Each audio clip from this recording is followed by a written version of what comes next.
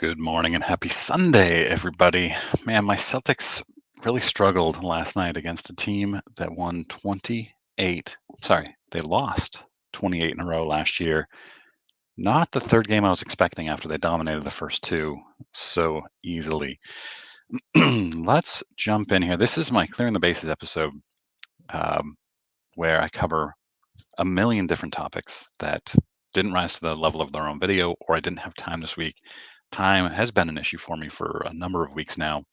Um, Yesterday, I was going to do a video. I've got a really cool follow-up Bronco Nagurski video, which I'm really interested in. I was going to do it yesterday, and then my kids wanted to hang out. And so I was like, of course, choose that every single time because it's so rare now that they're much older. I'm going to share my screen and go through a bunch of topics here.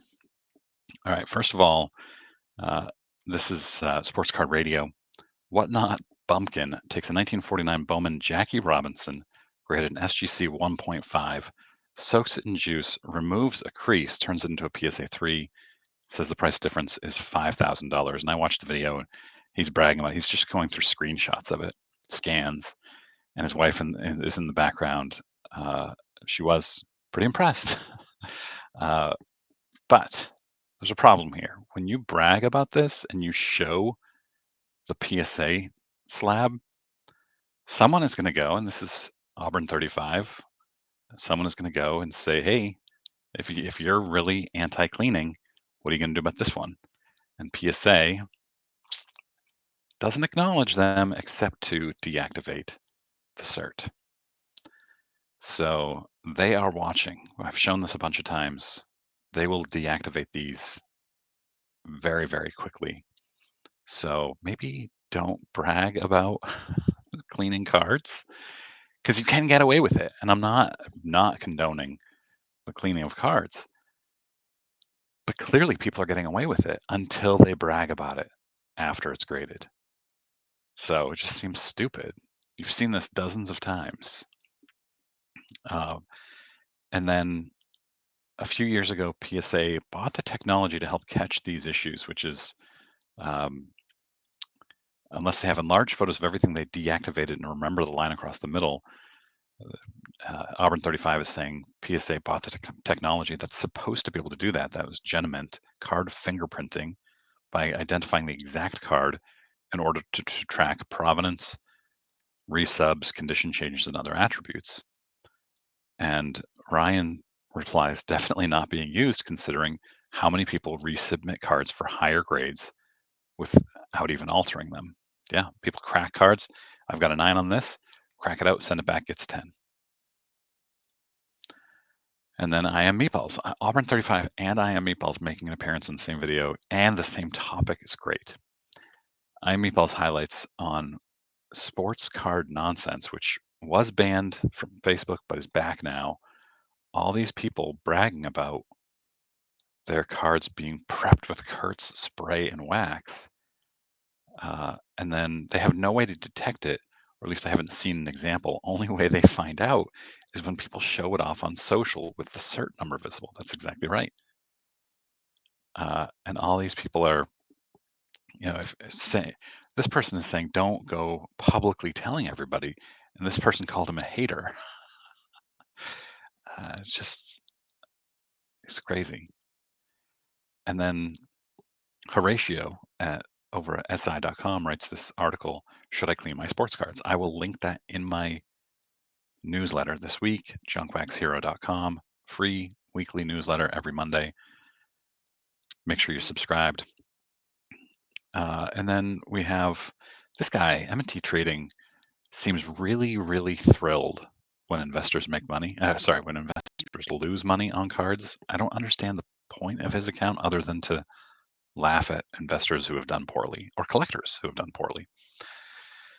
He says, a tale as old as time.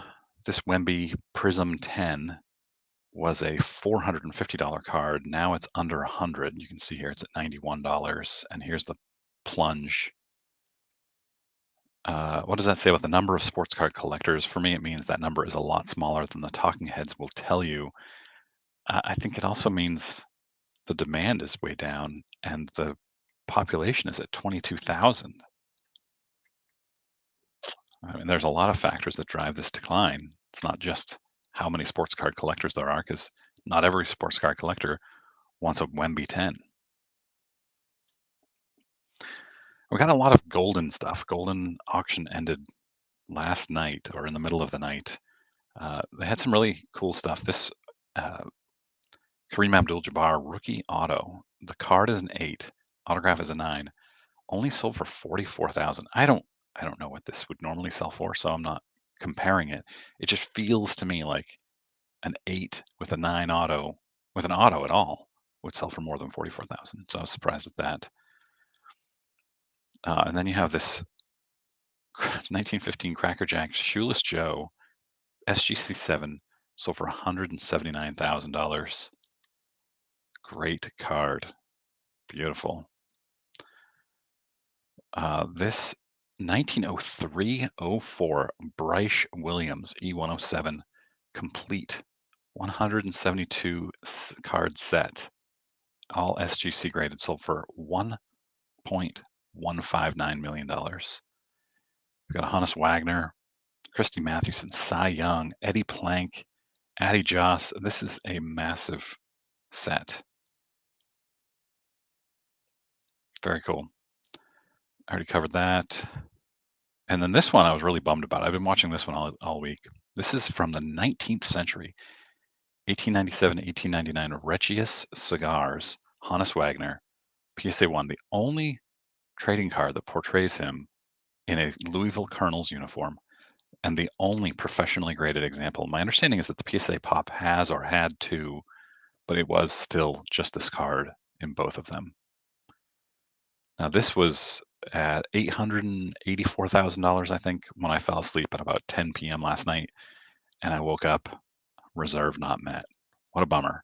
We know from the king of collectibles that Ken hates putting reserves on and doesn't want to do it. But this one, he must have felt it was special enough. So, what was the reserve? $1 million? I'm not sure. I don't know. I don't know. I was hoping to see that this cleared $1 million, and it's a cool card. And then you have this signed Babe Ruth, 1933 Sport Kings with a 9 autograph, sold for almost $500,000. All right, now we have Mike Sommer put this in. Now Topps is now releasing game-used lineup card autographs in Allen and Ginter, and the Acuna is especially cool because the you can see where the manager wrote things in. The Tatis, there's nothing unique about it, but it's a game-used lineup card. Unfortunately, sticker autos, but Topps Fanatics doing really interesting things, and I have tons of criticism for them, but I also want to recognize this is cool. What do you think about these things? Now we have John Keating of That 70s Card Show, who has millions of cards in his basement and has always tracked them using Beckett's online price guide. He tweeted a couple days ago, as of the summer, Beckett Collect has limited paid subscribers of their OPG to a nebulous amount of searches they can do on a monthly basis. I've paid hundreds of dollars per year for many years in order to have access to the database and organize my collection. I will not be renewing my subscription as this is the last straw for a platform that has struggled for a very long time. Alienating the core collector and top tier subscriber makes 0 sense. And it looks like he's moving over to Trading Card DB. And no response from Beckett. I retweeted it with my thoughts. A few others did as well. It is terrible that they would do this. Beckett, it's another nail in the coffin. And I said that in a retweet, and somebody said, oh, John actually said, not much more room for nails in that coffin. Here we have, what is this? Heritage. This sold, I guess. I'm trying to understand how this worked. 1926 World Series Game 4 ticket stub. Babe Ruth hit 3 home runs. They're pop 10. It is a pop 10. And I think It's sold at auction, and now it's at a buy it now for $6,000. But it was just cool. I thought that was really neat. 1926 World Series ticket is fun. So now we have Fanatics doing blasters with memorabilia redemptions. So you pull a code, you pull a redemption, and then they're autographed redemption memorabilia items. Jerseys, a lot of baseballs, other items, probably gloves, I'm guessing, from some pretty big hitters, heavy hitters.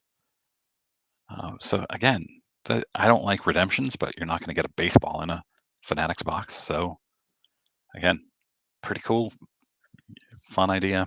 I know it's been done before.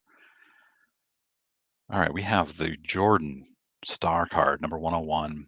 What a lot of people now are saying is this true rookie, sold for a uh, where did this go? The selling price, sorry, it's right here. PSA 7.5 sold for $93,000. New record for that grade. So those continue to go up. But then again, this guy, M&T Trading, takes one example, a BGS 8 with subgrades selling for 30,500 to say it's down. But I don't know. You can see it skyrocket in 2021. You've got one example of it being down, but it could easily continue its climb. And then you have Juan Soto batting gloves are now in Tops Now. Tops Now just continues to pump out the gambling aspects of the hobby where you can get this Tops Now card for $11.99. Buy 5 of them, and you could get this one of one Soto autograph with batting glove pieces, or they've got the batting gloves cut up into numerous ones. And then they did the same thing with the Freddie Freeman Grand Slam at the end of Game 1. They took a base. You can see here. And they cut up the base. And this person says, I can't wait for this Tops Now. This is the guy who reached over the fence and interfered with what would have been likely a double.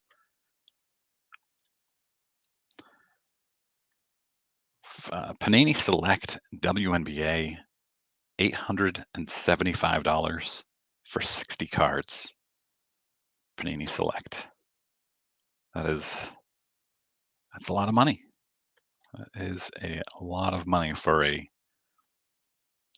box of anything, any sort of card. And then who's this? Backyard Breaks? Yeah, already pulled the one of one. I know it's not called a superfractor in Panini, but it is basically a superfractor. Already pulled. And then Acme Pack says, I am by no means a Backyard Breaks fan, but this was bound to happen. Not a lot of breakers or individuals were crazy enough to pull the trigger on a $1,300 box of WNBA. I'm not sure where he gets $1,300 if that was a different box, but they have 8 different breaking channels going. Yeah, I've talked about this before. It's very possible that boxes are loaded. I'm not saying they're not, but there's a great saying. What is it Hanlon's razor that says, never assume malice when incompetence will suffice? I think, and that doesn't even really apply here. That's a bad example. This is a bad example, but I think that math applies where the big breakers are opening so much more than collectors. They're bound to hit the big cards. Okay, then we have, why did I have this one open? I do not remember. Oh yeah, I remember. I'm putting this in my newsletter too, because this is the iconic tracker. So I will have this in my newsletter. It has some really cool information in it, so make sure you're subscribed. Then we have this Mickey Mantle, 99 autographs. There's supposed to be 100, but instead he signed one of them. These pens suck, and it sold for $250,000, which is about $2,500 per autograph. And my first thought was the same as Dan's, which is that was likely purchased by a card manufacturing company who will cut them all and create chase cards in countless new products, which is it's hard to believe that they would spend $250,000 to do that, but maybe. This is Dan of Dan's Vintage Baseball PC on YouTube. This is the iconic tracker I'll be including in my newsletter. And then this also, Jason Schwartz wrote this article, Why the Hall Not? Pete Rose and Barry Bonds find redemption in trading card set, also in my newsletter. Here's my newsletter website, junkwaxhero.com. The link is in the description to this video. And I wrote this, Shohei Ohtani's 50th home run ball sells for record $4.4 million. So new record, although the Mark McGwire 70th home run ball, when you look at inflation, would have been like 5.8 million because that was in 1999, 5.6 or something like that. So Shohei 4.4 million, and then Adam Palmer wrote who was the winner, and it was a Taiwanese investment firm. So we know now. And then Paul Lesko did a little breakdown of how much the actual sellers, remember it's one person selling it, but then two others have filed lawsuit over it. And Paul's math is a little bit off because he says 4.4 million, but it was only, I think, 3.8 million before buyer's premium. So let's just assume that Paul's right and they are getting the buyer's premium. And then he says, if all three parties settle and everyone gets an equal share, each party gets about $600,000 after lawyers' costs and taxes. I would definitely be thrilled to get $600,000 and split it with the other two people. It's tough to say, I'm not sure. I'm not convinced that based on the videos that are out there, that the court will side with any one person. And then Ken Golden says he wants the Freddie Freeman Grand Slam ball. How much would that Grand Slam ball go for? I think the Shohei's went for so much because there's a global market for Shohei. Freddie Freeman's Grand Slam is going to be far, far less, in my opinion. I'm curious for yours. It's a World Series game-winning Grand Slam walk-off, but curious for your thoughts on that.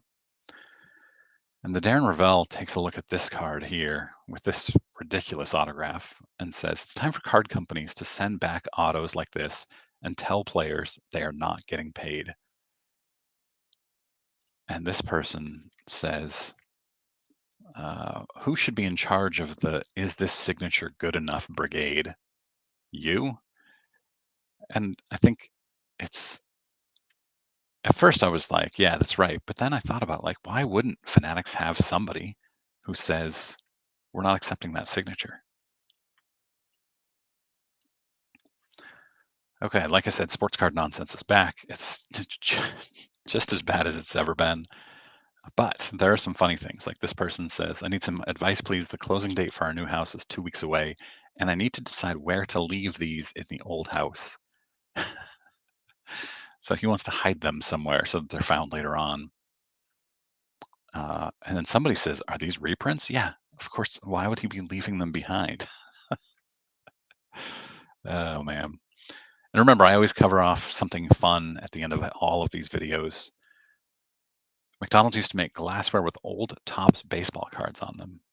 That's pretty fun. You've got a 69 Nolan Ryan.